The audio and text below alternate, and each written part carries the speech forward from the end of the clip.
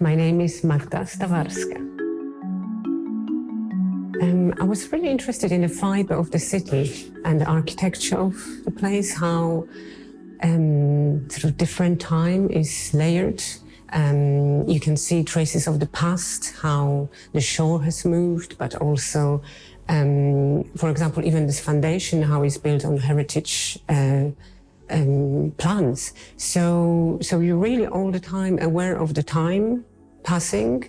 I visited now Sharjah 3 times, and every time I can sort of observe changes. There are things on my in my photographic research where, you know, the buildings sort of been there and already disappeared, and that's on a short space of time. So yes, the architecture, the mixture of the past, present, the modernist architecture, which also appears here, and also the connection to the sea. You're always aware of the water here, and the history of the fishing and boats, which we sort of, when we went for a drive, we were looking for different vessels. So yes, I think that was something which what I was driven by, and also how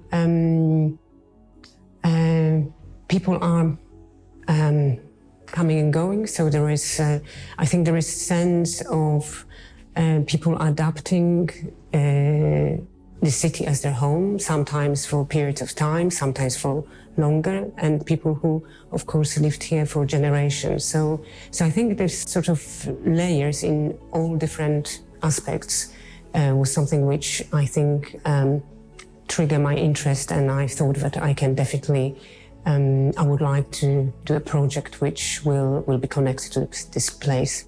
I would say it's my favorite piece in exhibition, something which I felt we worked together, although the paintings which Lubaina made are from 98, 99, where the work was completed.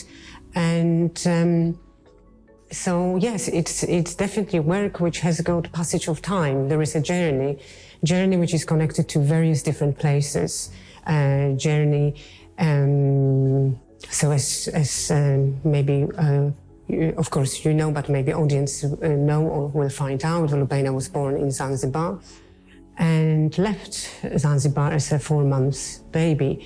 So, and when she visited it again for the first time in the 90s, but it's a memory which is in this piece, which goes back through, sort of try to connect to the place of your birth, but connecting to memory through objects, texts.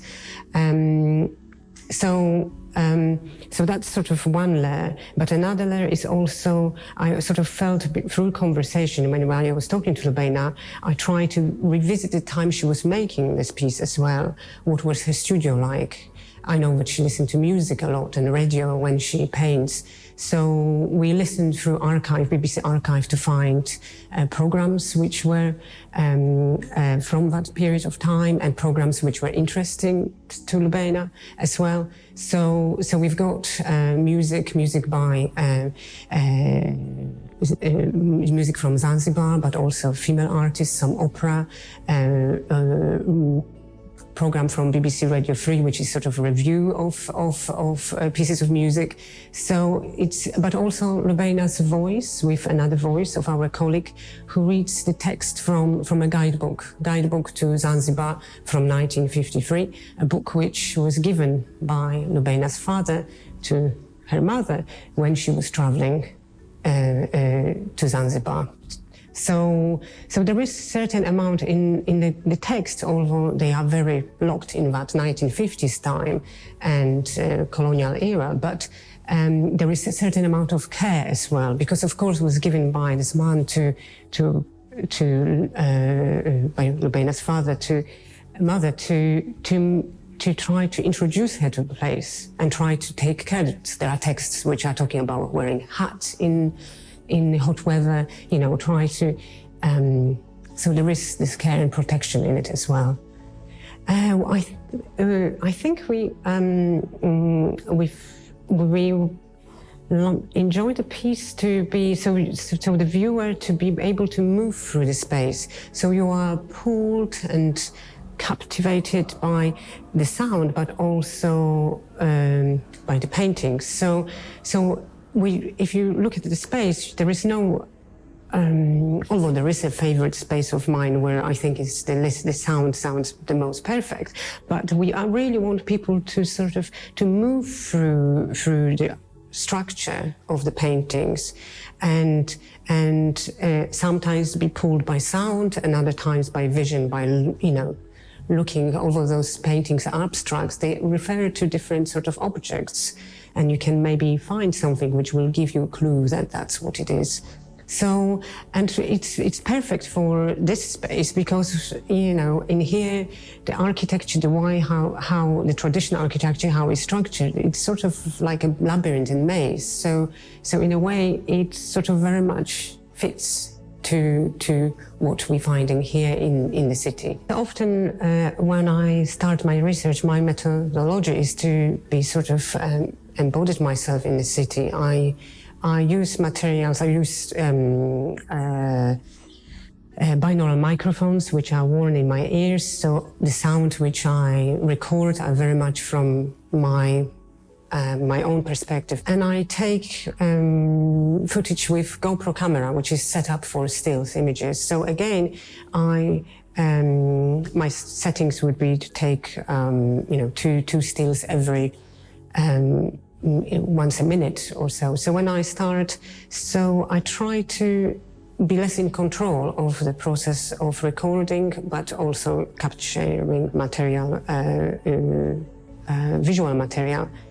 But at the same time, like in the sound piece in Zanzibar, I often get pulled by sound. So sometimes I will stop somewhere because I will maybe find sound of watering system, like quite with the birds and very meditative. So I will really listen, and again another sort of layers of sounds will pull me in, and I will continue walking in one direction or another. So I try to make the city lead me through the space. So although the staff prepared me routes and where I maybe places which they thought would be interest to me, I still try to make it, instead of maybe following the route, try to do it in organic way, try to get lost in the place.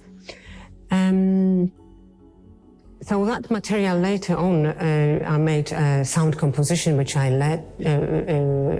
asked somebody to listen to and write in response. So again, I asked. So somebody who is familiar to the place and maybe listen to those sounds every day. But if the environment is sort of so familiar, you may not listen so intently. So I asked to listen very carefully with headphones on, try to get in sort of zone. So I think she listened several times and wrote in different sort of sittings as well. So that became quite also to her meditative. And the texts were very beautiful. She definitely, there is this process of listening, which I call inner listening, is to be able to listen to environmental sound, but actually allowing yourself to hear your own voice as well. And because I think sounds brings so much memory, so just can trigger our feelings and what we experience on that maybe day or previous days, or sometimes connect one place to another, which happened when I was doing this type of process in the past. So so we've got the final sort of installation it's a slide projection with from GoPro images I moved to traditional slide carousel. But again, because I think the passage of time was so important to me, I felt that the sound of carousel moving punctuate that time and gives the same sort of rhythm. So we've got 3 carousels with text by my participant, fragments of the text, but also fragments of a piece, text from Gertrude Stein called Ida, that which brings, again, Ida is always on the move. Ida sometimes either is geographically restless, that's how he's often described, which I sort of, it's my inspiration a little bit, that structure, and I really loved how Gertrude Stein used the rhythm in the language again. So we've got the carousel moving, but also the language, which we can read adds the rhythm. So I want the viewer to sort of feel as they also moving through the space in a certain rhythm. Yeah, so when I started thinking about the space again, I was thinking about projecting onto wall, and then I thought, well, actually, we're talking about something which is a city, it's four-dimensional, and there is a movement, so why not make something which will be in the gallery space? And again, it will be close to Zanzibar, so it would be, I would like the viewer to move around. So I prepared the surface, this Japanese, so 3 rolls which were 9 meters long of Japanese paper, which is very thin but very strong. And I printed a very sort of palimpsest of patterns on them, because this is something which I sort of felt was all the time appearing here in Sharjah. Patterns in architecture, patterns on the fabrics. When I was walking through markets and shops or souks, I could see that when the stalls were closed, the goods were sort of wrapped in fabric. And often I felt that maybe those fabrics were recycled, they were fabrics which were lost the function. But also the fishing boats often had fabrics, and there would be local fabrics, but sometimes there was fabric which would had Winnie the Pooh on, or different things. So those patterns, we're connecting to various different places. So I, because I'm printmaker as well as working with sound, I screen printing layers and layers of patterns on top of each other from both sides. So it sort of almost feels like the patterns held the paper together. And probably if there wasn't a deadline, I would, to finish for the show, I would continue printing more and more, because, you obscure one pattern and something happens, because the color often is translucent. So I'm obscuring one thing and exposing another, and something really rich happens. And I try to do it again very intuitionally, not sort of have everything pre-planned. So on the day I decide what I will print on top of which section of the paper. I think I would like to, to people to just spend a bit of time with the artwork, listening, looking, but then sort of try to hopefully find something familiar as well, but something which they can discover, but the same way, like with the process of inner listening, that maybe they could hear something which, relates to their own experiences in life, the memory.